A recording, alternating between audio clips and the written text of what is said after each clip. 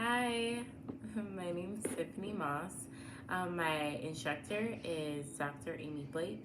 The course is SBCE 682, and the date is November 3rd, 2024.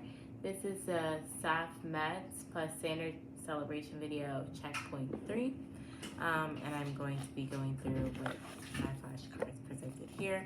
They've been already shuffled and cut in half. And I'm starting my minute timer now. Okay, first card is stakeholders. These are people who have direct contact with the client. The next one is selecting and designing and implementing. Because as behavioral analysts, you have to create the plan, implement the plan, how you're going to go ahead and do that, and also train your RBTs on how to do their position. Next one is performance deficit. My timer went off, but I'm going to keep going. Is performance deficit, which is when a client is able to perform, that chooses, well, I guess it's like it's insufficient contact with like the reinforcement and the environment. Treatment accessibility, meaning, is the client able to receive like ABA services? Do they have the correct environment for it? Is an environment set up where they could have services there? Is it, where the client has somebody watching them, a guardian, a stakeholder? Pivotal behavior is changes in other adaptive untrained behaviors. PLA check, I'm going to pass that one. Excuse me. Functional communication training. Reinforcements that's done when the communication or the exchange that's between two parties is a desirable behavior. Where they could receive reinforcement because everybody's understanding what the needs and the requirements are. Service agreement is when parents or teachers or adults are all in with services that are being delivered at wherever they're being delivered at, and of course that the client is okay with services being delivered and comfortable. Skill deficit, sorry, I have a gold. It's when the client does not possess the skill to perform the expected response. Prompt is when some things are partial prompting, sometimes it's full prompting. If the client needs, kind of like a hint or a nudge, like, what are we supposed to do after we use the bathroom? Like, we wash our hands, like, something like that. Good behavior game. It's kind of like something that is set up where students can compete against each other and win rewards, which is fun.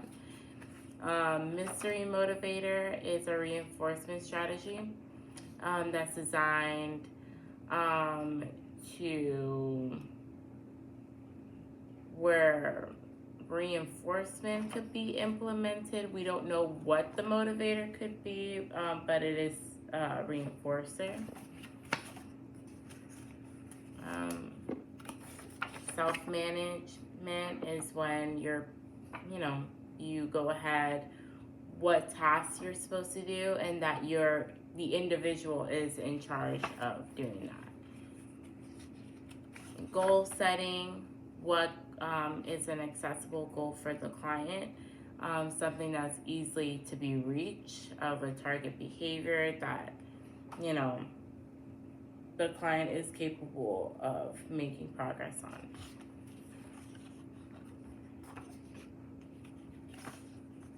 Positive practice overcorrection is when an individual repeatedly practices a procedure or a skill in like their environment where they could get it, and it is something that is very happy when they do get it. Empathy is super important. It's, you know, you can sympathize with someone, but I remember someone said this in like a psychology video. I said, but when you go in the hole and be like, you know, I've been there, I'm so sorry that this is happening, you know, you're not alone, like, I'm feeling what you're feeling, like, I'm sorry that this is happening. Not just being like, oh, that sucks, you know, but really just understanding someone's feelings. Program common stimuli is when you make the instructional and natural setting as similar as possible, like just alike.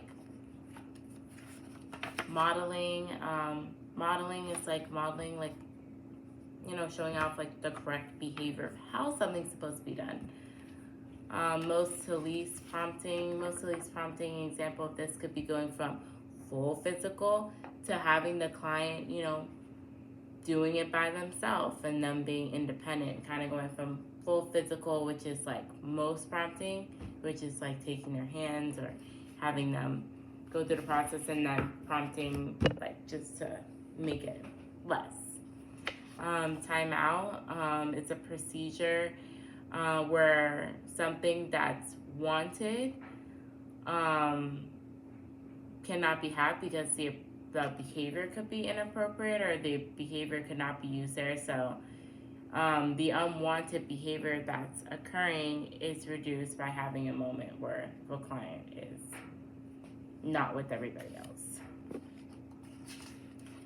Peer-mediated intervention is an intervention strategy where peers are trained and supervised and monitored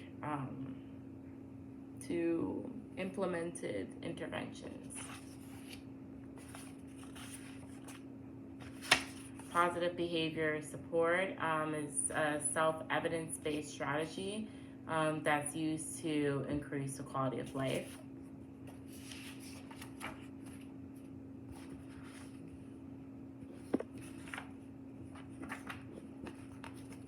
Listener response is a way of having good verbal skills where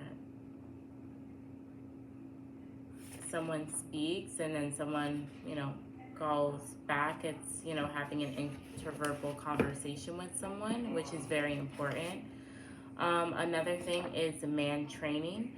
Man training happens when a client wants something or something that is desired, and they're able to communicate with stakeholders or with their caregivers, for example, in RBT, what they want or what they are working for.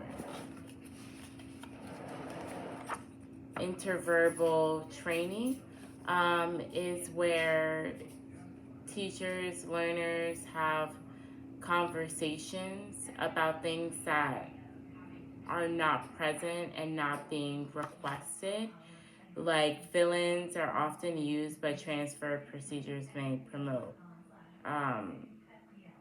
overgeneralization. Communicating about services, where, for example, it could be the environment where the services are being held, or target behaviors that the parents would like to see met as a goal, but just as long as just like something that where everybody's okay with it, and that, you know, people are working together as a team. Fading. You can fade, for example, in RBT, where it's just like maybe the client has already gone through the maintaining process, and now you're coming to the part, you know, where in ABA we strive for independence. So you would like to fade out the RBT, fading out the prompting. That way the client could be more independent and be more able to do things on their own. It is a process that is done, but it's something that we want done. Cultural match is to embrace the participants' values and their expectations on ideas and traditions that they may have. Cultural humility is when the reflection about the learning process, beliefs, customs, values, and addressing biases that the person may have. Discrete child training, which we also call DTT, is sometimes when you're taking the client, where you're going through those skills, and should be fun, should be something that's entertaining for the client, but just something where it's more one-on-one of going through those skills and teaching. An example of that could be like having a client match something, or where's blue? Like, show me where's blue. And there's different colors out. Errorless teaching is when you're teaching a strategy that minimizes responding incorrect choices. So if the client is like, for example, with the color blue and they're about to go for red, and then you just take their hand and be like, oh, and have hand over hand and have them grab the blue crayon and be like, that's correct, it's blue, good job. So it's having that errorless teaching in a way. So they can't lose. Leads to most prompting. So you have the hierarchy, which the first level is independent, which you have no prompts.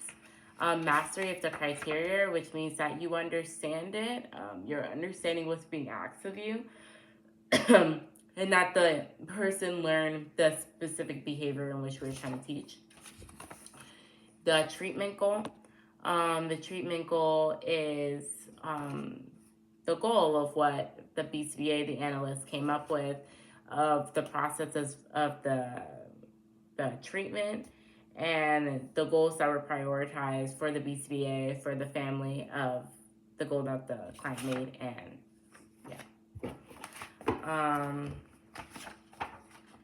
maintenance, I feel like you're keeping up with whatever was learned, client is doing well with it, you want to keep that up. Maintenance, you're not having them, you're not correcting them all the time, they seem to understand it, but you're just making sure that they're keeping with the training after the fact. Self-determination, which is the process in which a person takes control over their life over time. Stimulus discrimination, which is the SC, is when something is being given, like a task to do, and the client is able to recognize it and be able to respond to it. Stimulus generalization, when the behavior happens in the presence of a new stimuli in a setting. Structured play groups is when a small group of activities in an area or a designated place, peers and adult staff, and come together to support the learner through working together as a team and being able to have those social skills with one another. Symbolic play, I'm going to pass.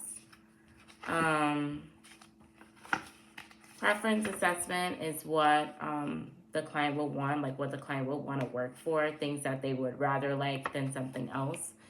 Plan ignoring is when, let's say the client is like the target behavior is attention. Plan ignoring will be good with that, because depending on what the attention is for, like if the house is burning down, then yeah, that's a good way of I'm trying to get your attention because something bad's happening. But just doing, behaviors that the client is aware that are not good, but just doing it to get somebody's attention in a negative way. Parallel play is when you're playing next to another child or next to another person, and they're able to, you're able to tolerate that. Visual supports, that could be visuals that remind the client what to do. Hey, sit down, washing your hands. They're very helpful. They're helpful for me. We have them in signs. video modeling. The client watches a video and it basically tells them like it and capitalizes what a client should do, but just in a video form, which I think we all learned as kids. Prerequisite skills, like required to have prior to teaching a skill. I'm going to go ahead and skip this one. Generalization involves the individual learning to respond to stimuli, which are similar to other ones. Train loosely, which is like non-critical aspects of like giving instruction. I'm going to skip this one.